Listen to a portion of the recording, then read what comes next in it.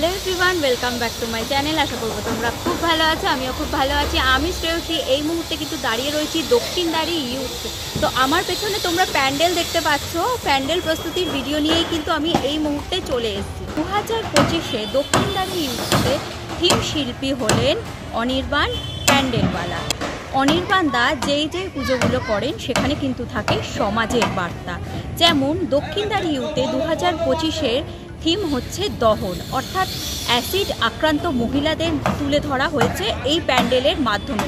তাদের জীবনে যে দুঃখ, যে কষ্টগুলো, সেটাই কিন্তু থাকবে এই প্যান্ডেলের মধ্যে। ঢুকেই এখানে দেখতে পাচ্ছ বাঁশের স্ট্রাকচার, আর নিচের দিকে কিন্তু এই মুহূর্তে বাঁশ কেটে জোড়া লাগানোর কাজ চলছে। কাঠের মাধ্যমে কিন্তু এখানে দেখতেই পাচ্ছ প্রচুর সিঁড়ি করা হয়েছে, ধাপে ধাপে ওপরের দিকে উঠে গেছে, আর সেই ওপরেই কিন্তু প্রচুর কাঠ দিয়ে দরজা বানানো হয়েছে।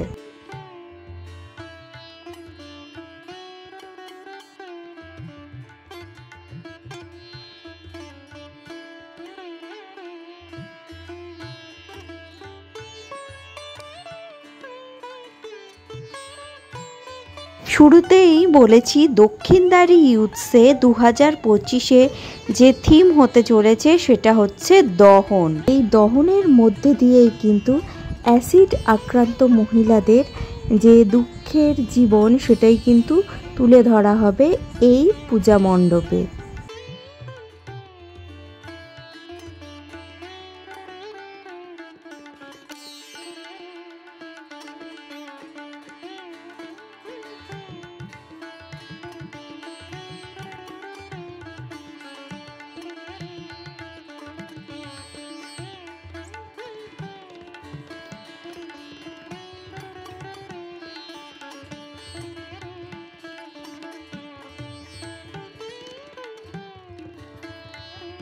এখানটা যদি দেখাই তো দেখতে পাচ্ছ উপরের দিকটা কিন্তু বেশ রাউন্ড শেপে খুব সুন্দর একটা ডিজাইন বানানো হয়েছে।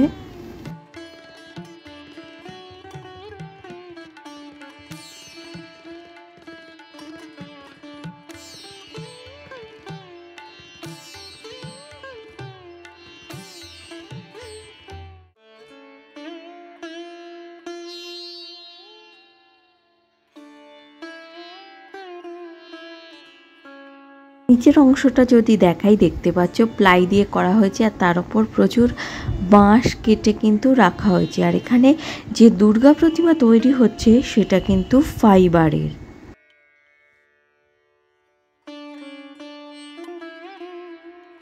এবছরের থিম দহন, তো সেই দহন সম্পর্কে বিস্তারিত কিছু জেনে নেওয়া যাক। আমাদের থিম দহন, এটা আমাদের অ্যাসিড বার্ন যে মহিলারা আছেন, অ্যাসিড অ্যাটাক করা হয়েছে যাদের উপর, তাদেরকে নিয়ে আমরা কাজটা করছি।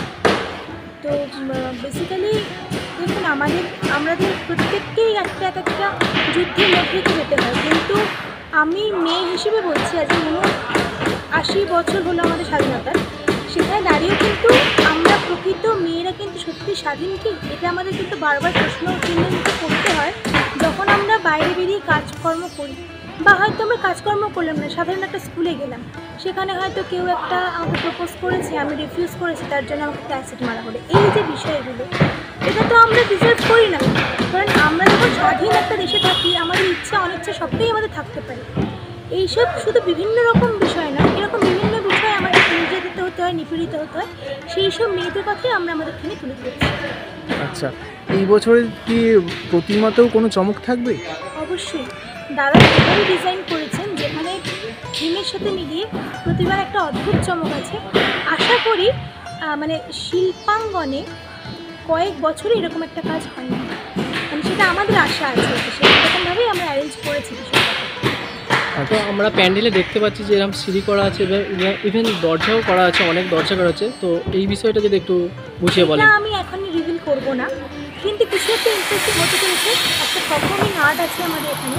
আমরা এখানে অনেকগুলো মাল্টিডিসিপ্লিনারি জায়গা থেকে আমরা কাজটাকে করছি।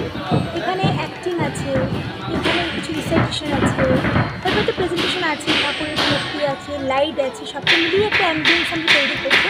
কিন্তু পুরো চমকটা আমি এখনই বলছি না, যে এই যে সিঁড়ি দেখছেন বা যা যা এখানে ড্রপ দেখছেন বা যা যা জিনিস আছে, সবটাই আমাদের পার্ট অফ প্রেজেন্টেশন।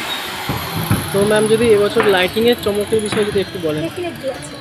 এটার সাথে প্যারালালি একটা মানে যেরকম গাড়ির একটা ভারসাম্য দরকার হয় চলতে গেলে, থিমটা তো শুধু এমনি দাঁড়ায় না, তার সাথে প্যান্ডেল, লাইট, ঠাকুর, আমি কীভাবে প্রেজেন্ট করছি, অ্যাম্বিয়েন্স সবটা মিলিয়েই দাঁড়ায়, মিউজিক সবটা মিলিয়েই যাবে।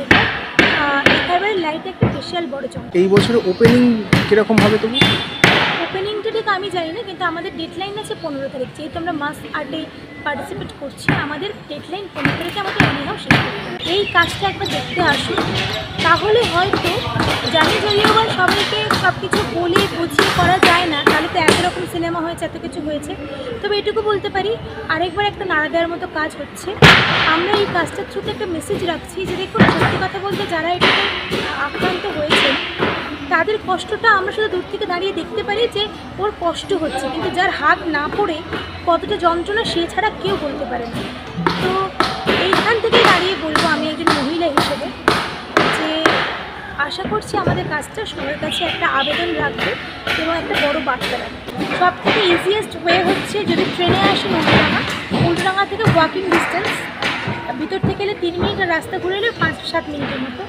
আর যদি আপনারা বাসে বা প্রাইভেটে আসতে চান তাহলে অবশ্যই উল্টোডাঙ্গা স্টেশনটা ক্রস করে টুয়ার্ডস বাবুইহাটি ব্রিজটা ক্রস করেই আমাদের রাস্তাটা ঢুকছে।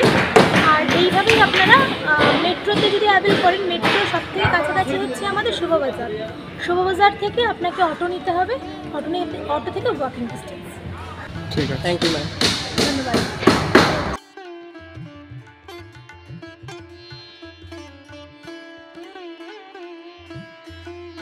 পুজোর মণ্ডপে কিন্তু লাইভ শো থাকবে। এইখানে দেখতে পাচ্ছ বেশ সুন্দর গোল একটা ডিজাইন করা হয়েছে, এখানে কিন্তু কিছু একটা হতে চলেছে।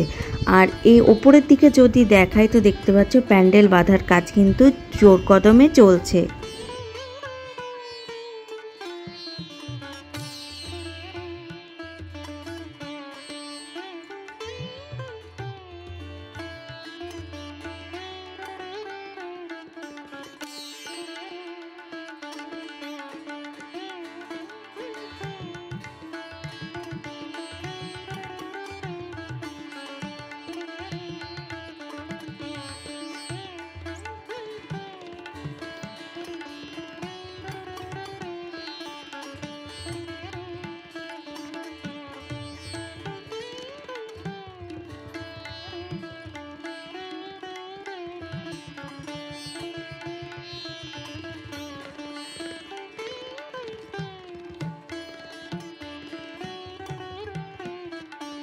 এখানে দেখতে পাচ্ছ দড়ির সাহায্যে বাঁশ বেঁধে কিন্তু উপরের দিকে তোলা হচ্ছে।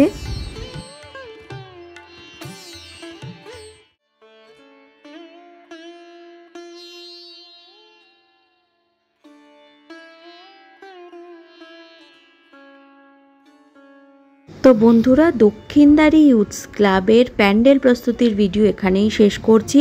কেমন লাগলো অবশ্যই কমেন্ট করে জানাবে। ভালো লাগলে লাইক, শেয়ার আর সাবস্ক্রাইব করে আমার পাশে থাকবে। আজকের মতো টাটা।